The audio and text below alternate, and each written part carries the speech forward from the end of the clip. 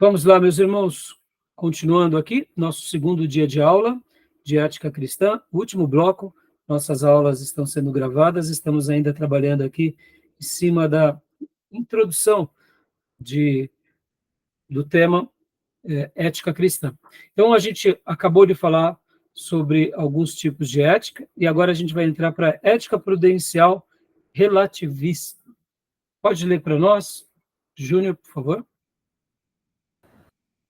Ética prudencial relativista. Não existe um padrão único. Cada pessoa deve estabelecer seus próprios padrão de certo e errado.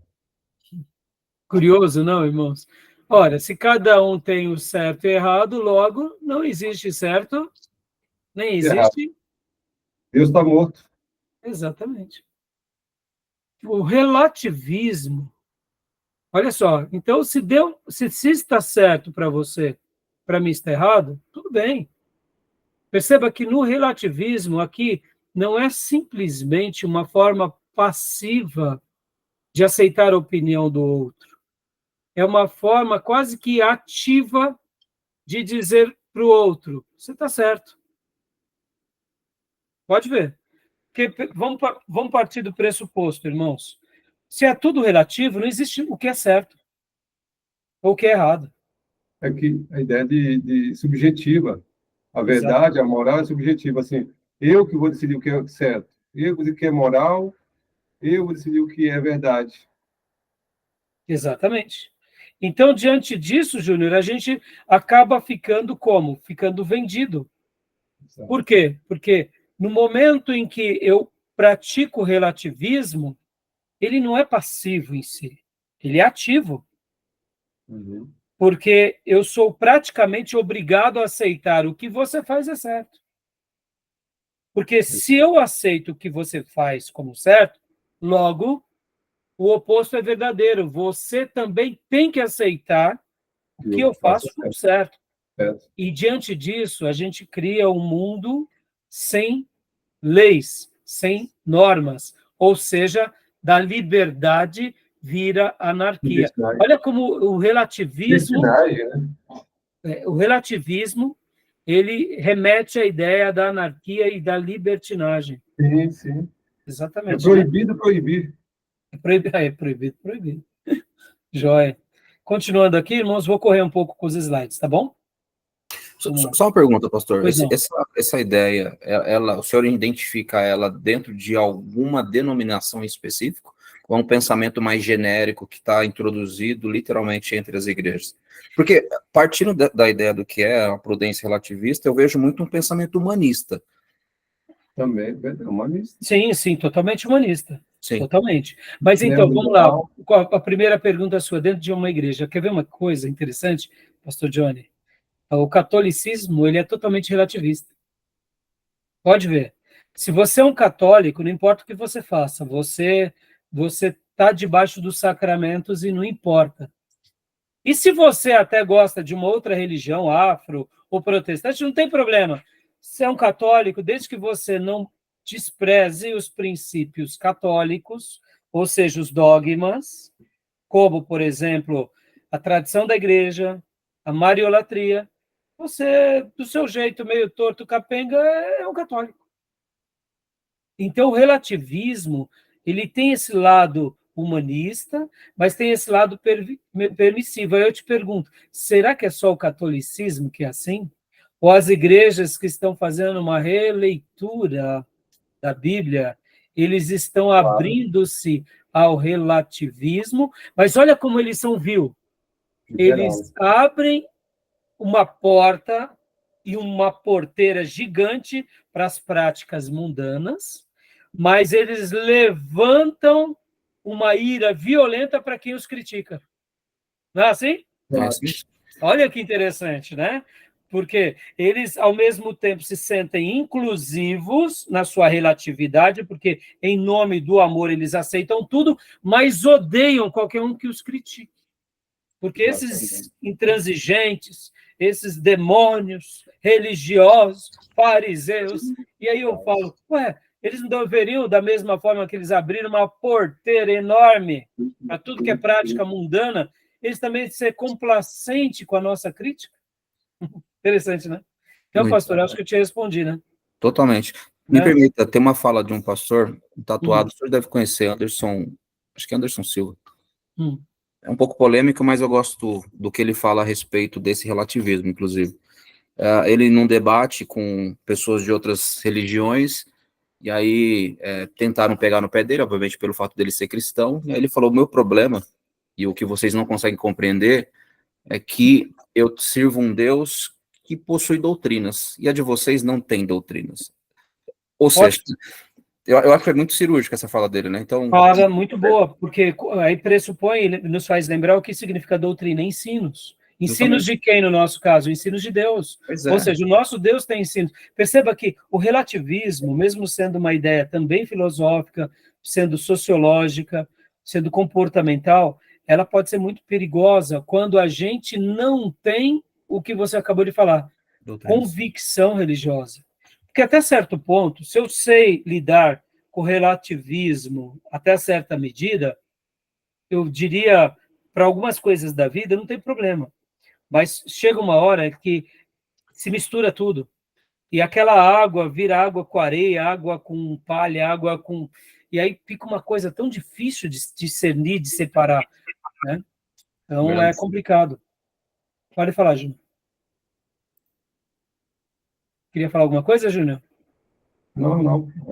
Isso mesmo. Pastor Johnny, tem mais alguma coisa para falar? Não. Joia. Então, vamos lá. Então, assim, é claro, irmãos, percebam, irmãos, na pós-modernidade, o que caracteriza a pós-modernidade, a gente já viu em algumas matérias, mas são várias coisas como relativismo, a subjetividade, o pós-modernismo ele tem um leque bem grande, e a gente está vivendo numa sociedade chamada pós-moderna. Por isso, a gente tem que tomar um certo cuidado para que a gente se ponha com firmeza na nossa igreja com aquilo que nós acreditamos. E aí é importante a gente mostrar para as pessoas que o fato de acreditarmos não nos torna intransigente, só nos torna convicto. Ao mesmo tempo, a gente tem que ensinar os irmãos a serem convictos sem serem agressivos. Percebam, quem é convicto, geralmente é treinado nos nossos dias a ser agressivo, e também tem outro erro. A gente não tem que ser agressivo, né? Então, a gente está vivendo dias muito complexos, muito difíceis de lidar, né? A ética e estética. Opa, que dizer da ética e de estética, hein? Então, lê para nós, Júnior. Ética e estética. Os sentidos e emoções são utilizados para dar sentido à vida e transformar a ausência de sentido em beleza. Autorrealização, existencialismo. Vou dar uma frase aqui, viu, irmãos? A boa energia, né? Hoje a gente não ouve isso com muita frequência. É uma frase boa, não é errada, mas podem ver, as pessoas buscam o lado do quê? Né? Das coisas boas da vida, belas, de coisas da boa energia, vibrar, né? Eu tenho que estar na mesma vibração, porque se eu não estou na mesma vibração, irmãos, cuidado com tudo isso. Isso é um perigo. Né? Isso aí tá muito na internet hoje, sabe? A vida vazia e mentirosa. A pessoa posta aquilo que não vive. Só na rede social, que ele é bonito, que é isso, que é aquilo. Isso daí é perigoso demais. Continuando, pode ler para nós, Gino? Ética, estética e autorrealização. A meta maior da ética de autorrealização é o desenvolvimento da personalidade, isto é, uma personalidade mais inclusiva, que existe em harmonia com todas as outras personalidades. E aqui, meus irmãos, aqui não tem nada a ver com carisma, tá? Aqui tem a ver com essa questão de ser benquisto por todos. E hoje em dia, meus irmãos, a gente precisa ser muito franco com relação à nossa vida, muito franco com aquilo que queremos, porque se nem Jesus conseguiu agradar a todos, quem dera a nós. Mas hoje muitos pregadores têm se enveredado para esse caminho de estética de autorrealização. E não falam nada que seja polêmico, não entram em assuntos nenhum que sejam antagônicos. Para desagradar Infelizmente, não estão seguindo o mestre, porque o nosso mestre disse coisas das quais, se nós falarmos com frequência as mesmas palavras que Jesus, muitos sairão de perto de nós, como saíram de perto de Jesus, né? Então, fala, Júnior. É tudo belo e maravilhoso, tem que viver naquele teatro, né, de fazer conta para nos agradar o outro, fazer... E aqui, irmãos, aqui a gente tem que ser muito firme. Pode ver a quantidade de igrejas que se tornaram performáticas por isso. São ótimos na sua performance, mas aí eu faço a seguinte pergunta. São igrejas de Sardes ou não são? Aparência de que vivem, mas estão mortos. Estão dentro de um princípio filosófico, de uma ética, de uma moral, estética de autorrealização, mas para os homens, não para Deus, né? Então, a história vai mostrar quem é quem, né? Continuando, então, meus irmãos. Continua, Júnior, por favor. Estética existencialista. Agora, Paul Sartre, né? O existencialista não crê que suas ações possuam algum sentido único, porque a própria vida não tem um sentido único. Certo é viver, errado é vegetar. Né? Então, olha como é perigoso. A questão do existencialismo na discussão da filosofia, é como o Júnior leu aqui na última frase, né? Certo é viver, errado é vegetar. Ou seja, é o homem pelo homem existindo. Tem também na teologia, e dentro das discussões, os existencialistas cristãos, que aí é uma outra discussão, mas aqui também é uma outra linha filosófica, de discussões filosóficas. Quem gosta de filosofia vai se deleitar com essas discussões. Mas eu diria, a questão existencialista, a discussão existencialista na filosofia, ela é muito curiosa, muito interessante, como toda filosofia.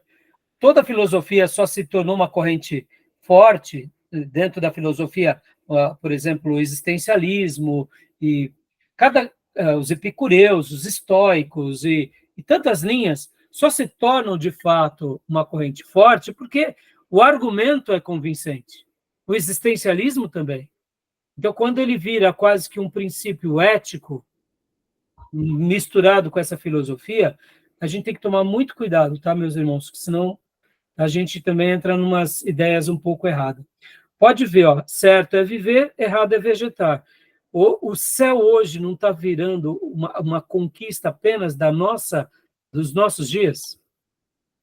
Pode ver que as pessoas e os crentes estão buscando conquistar só para essa vida, né? Por quê? Porque não deixa de ser quase que um existencialismo cristão. Exato. Se eu tenho, eu vivo. Se eu possuo, eu sou alguma coisa. Se eu não tenho, eu vegeto. Então, para que viver? Então, perceba como as coisas vão se mesclando. Tá bom, meus irmãos? A ideia do existencialismo aí, que eu já teve uma frase deles, é o seguinte: a ideia é o errado vegetar, porque a ideia de vegetar é só existir. Não apenas exista, mas viva. E exato. Viver dentro dessa dimensão que você acabou de falar aí. Tá humana, né? Humana, naturalista, né? Exato, de conquista, então, e o que falar de Jó, né? E o suplício de Jó.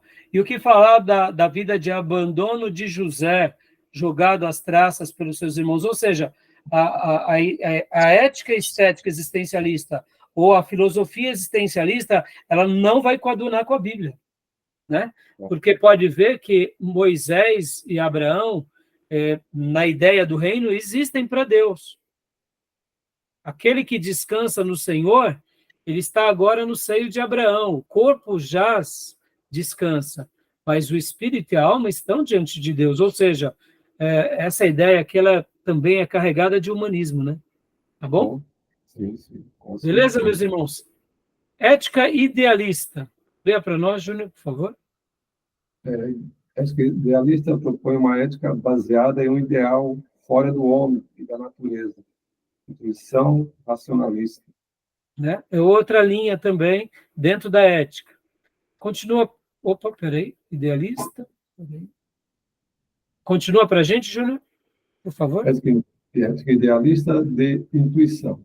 Acredita que todo homem tem um conhecimento intuitivo do que é certo ou errado, o chamado senso moral. Aqui a discussão amplia um pouco mais, mas mesmo assim a gente tem que tomar cuidado, porque a intuição de certo e errado nos leva àquele princípio que acontecia com os nossos irmãos do passado que viveram no período dos juízes. Cada um fazia aquilo que estava no seu próprio coração, ou seja, seguiam a intuição. Nós sabemos que a intuição é uma bênção, Deus deixou para nós, mas ela ser seguida cegamente também acaba sendo uma ideia errada e perigosa. Bom, meus irmãos? O promo é as escrituras, né? Então, se meu pensamento ele está inclinado ao mal, avalia as escrituras, né? E usa como parâmetro. Né? Exato. Joia. Verdade. O paradigma deles é esse, né? Sem a palavra de Deus. Leia o próximo para nós, Júnior, por gentileza. Idealista, racionalista. O critério ou padrão básico do certo ou errado pode ser encontrado mediante o uso exato da razão. Aí aqui o outro extremo, né? Que na modernidade era o mal deles. Por que na modernidade? Porque era tudo tinha que ser provado. Logo, que você não provava, era um mito, era um conto, ou era uma ignorância. Hã? René Descartes. René Descartes. Penso, logo existo, né? Então, tudo bem, tem verdades no racionalismo, é óbvio, nós somos racionalistas, mas a ética idealista racionalista também é perigosa. E é em cima de uma ética, assim, que nasce a teologia liberal. Eles são muito racionalistas. Por exemplo, a planta existe e ela não pensa. Exatamente. Opa, desculpa. Voltando aqui. Opa. E aí terminamos esse segundo slide. Tá bom, meus irmãos? Beleza? Joia. Joia. Então, alguma pergunta sobre isso? Você viu que a gente já está abrindo para uns leques um pouquinho mais complexos. A gente já... Irmãos, como eu disse para vocês, né? A minha aula aqui, eu estou fazendo um papel herculano. Eu estou unindo duas grades complexas e tentando fazer um resumo para a gente ir para o livro. Então, tenham compaixão aí do pastor, professor, e orem por nós, né? Mas, assim, as discussões sobre a ética, elas são muito extensas, né? Sim, porque, geralmente... São os nomes bem peculiares, assim, né, pastor? E assim, são mais... Essas discussões a gente só trouxe aqui como temas, né, Gil? Porque dentro da filosofia se discute muito essas questões e se debate muito a ética, né? Então, pense que numa faculdade de filosofia, eles vão estar trabalhando muito durante 4 anos, simplesmente fazendo ali uma interlocução, né, sobre vários temas, sobre várias premissas, né? Então, a gente não tem como resumir isso aqui num módulo, mas isso é bom para que a gente veja o quanto que, ao trabalhar de ética cristã, a gente nota o quanto abre um leque muito grande para que a gente pense, para que a gente reflita. E aqui, deixa eu dar só 2 nomes, irmãos. 2 nomes que eu acho que é muito bons para nós. Quais são os 2 nomes? Immanuel Kant, que é um filósofo, e o próprio C.S. Lewis, que foi um professor universitário. O material deles acaba sendo muito bom para nós, para que a gente possa, sabe, ampliar essa discussão. Claro, escritores clássicos, como os russos, Tolstói e Dostoiévski, vão ser muito bons também, para a gente ampliar. Tem outros nomes também. O próprio Karl Barth, que é muito questionado por muitos seminaristas e teólogos, eu acredito que ele também contribua muito para nós, para poder nos fazer pensar um pouco da teologia com a filosofia, né? E assim vão. Tem muitos, Paul Tillich, e são pensadores, ao mesmo tempo são teólogos e são filósofos. Então, quanto mais a gente ler esses livros, mais a gente começa a entender um pouco os meandros da filosofia, da ética, da moral, das discussões. E isso nos ajuda, viu, irmãos? Isso nos ajuda, viu? Porque a gente tem que saber refletir, a gente tem que saber pensar, tem que saber questionar, né? Mas, tá bom? Beleza até aí? Tranquilo? Então vamos para o terceiro e último slide aqui, irmãos. Não vai dar para trabalhar nos outros dois que eu separei. Vamos para o cristianismo e cosmovisão. Cristianismo e cosmovisão, tá? Vou abrir aqui para vocês. Ó, esse slide aqui, cristianismo e cosmovisão, é do nosso querido irmão, professor, pastor Franklin Ferreira. Então, vai ser muito útil para nós, tá? Deixa eu compartilhar aqui com vocês. Ele tem 20 slides, então não sei se vai dar tempo para a gente terminar. Mas vamos fazer o que der. Vamos lá. Pastor Johnny, faça as honras para nós, por favor. Sim. Cristianismo e cosmovisão. Fonte Franklin Ferreira, Teologia Cristã, Vida Nova. Joia. Deixa eu mudar. Pronto. Definição de cosmovisão. Visão de mundo. Uma cosmovisão é um comprometimento, uma orientação fundamental do coração, que pode ser expressa como uma história, um conjunto de pressuposições que detemos sobre a constituição básica da realidade e que fornece o alicerce sobre o qual vivemos. Movemos e possuímos o nosso ser. James W. Sire. Não existe fatos ou dados neutros. Então, meus irmãos, nas aulas passadas e nos módulos passados, nós já trabalhamos bastante sobre essa ideia de cosmovisão. Principalmente nas aulas de missões, histórias dos avivamentos. A gente usou e usa esse termo com muita familiaridade, mas essa definição aqui é muito boa. Qual é a visão de mundo? Como enxergamos? Como temos uma percepção desses pressupostos, daquilo que acreditamos, da realidade nossa e dos outros, com base naquilo que vivemos, possuímos, somos e os outros são. É importante termos assim, quando a gente vai falar sobre ética e moral, não tem como a gente trabalhar em ética e moral sem ter essa visão de mundo mais ampla. Porque se a gente for para o simplismo, ou for para a fé burra e simples, a gente não vai ter nenhum diálogo saudável. Então, como ele conclui aqui, não existem fatos ou dados neutros. Para cada cultura, para cada povo, para cada etnia, algo importa. Esses dias atrás eu estava assistindo, eu não me recordo agora se eu estava assistindo o professor Rock. Eu não me lembro, irmão, se era ele, ou se foi uma outra palestra de algum professor. Mas, assim, eu lembro que era algo mais ou menos assim. Nós que fomos analfabetizados, nós temos toda uma construção do pensamento. É tudo bem pertinente para nós. Então, nós, quando dialogamos com uma outra cultura alfabetizada, temos a nossa cosmovisão da nossa cultura e da nossa educação e avaliamos o outro e aprendemos do outro. Mas nessa palestra, eu lembro que... eu não lembro agora quem foi, meus irmãos, eu vou tentar relembrar, mas eu achei super interessante, porque a pessoa dizia o seguinte, que culturas que não foram alfabetizadas ou não têm aquele processo como o nosso, eles também têm todo um desenvolvimento intelectual da forma com que eles pensam. E o cérebro deles também funcionam de uma forma diferente da nossa, já que nós passamos por um processo educacional desde a infância, quando nós vamos pensar, nosso cérebro pensa de uma forma, eu diria, já que foi preparada para aquilo. Mas esses povos e culturas que não tiveram a mesma formação que a nossa, e ainda mais povos como, por exemplo, são os aborígenes lá da Austrália, ou tribos dos ameríndios brasileiros, ou, quem sabe, tribos africanas, isso não significa que eles não têm uma interlocução, ou eles não têm uma fluência de pensamento muito boas.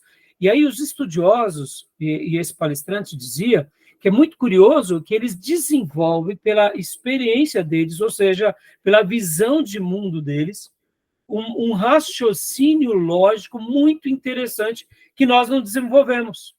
Sabe aquela ideia? Por que eu estou falando isso, irmãos? Olha que interessante.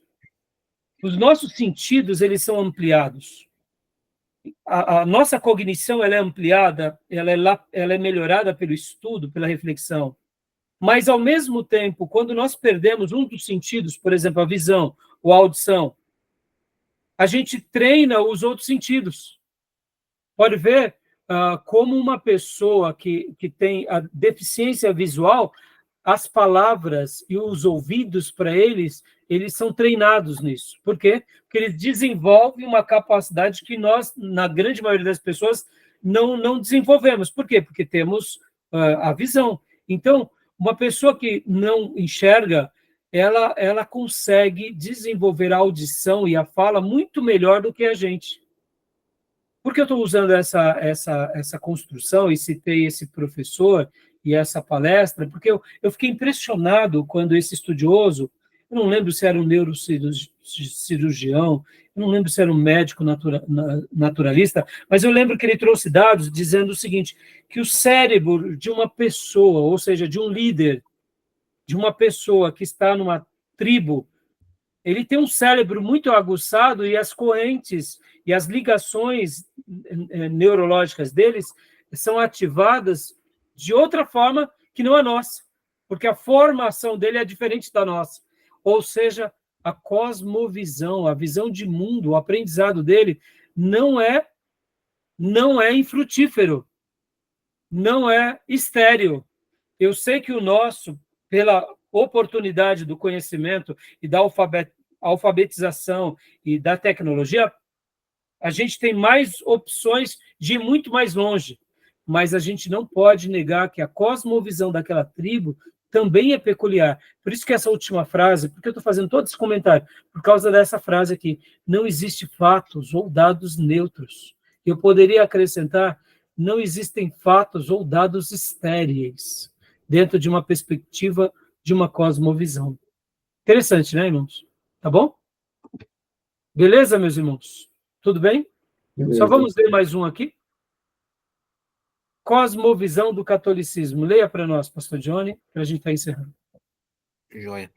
Reconhece o Papa como autoridade máxima, confirma e reforça a graça por meio dos sacramentos, venera a Virgem Maria e os santos, aceita a tradição como verdade incontestável e fundamental, e tem como ato litúrgico mais importante a missa. Ou seja, se você diz que é um católico, você tem que conservar isso. E se você não confirma isso, logo você não é um católico. Está dentro do credo deles. Então, agora a gente vai continuar semana que vem, mas por isso que eu já passei para vocês, irmãos, todos esses materiais, para vocês lerem também, relerem, porque além de slides, eles vão abrir discussões para nós, tá bom? Mas como a hora já deu aqui, eu não quero me alongar mais, para não ficar muito extenso para vocês. Tá bom, meus irmãos? Tchau. Alguma pergunta? Alguma dúvida? Não, tranquilo. Tranquilo? Tranquilo, pastor. Então tá bom, meus irmãos. Então, que Deus abençoe meus irmãos.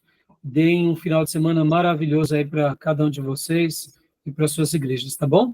Amém. E para as minhas ovelhinhas, a gente se vê domingo, em nome de Jesus. Ok. Graças Amém. a Deus abençoe. Ok, pastor. Graças e paz. Bom término aí, bom descanso. Boa noite para todos. Deus abençoe, meus irmãos. Que o Senhor nos ajude. Amém. Shalom para todos. Shalom. Amém.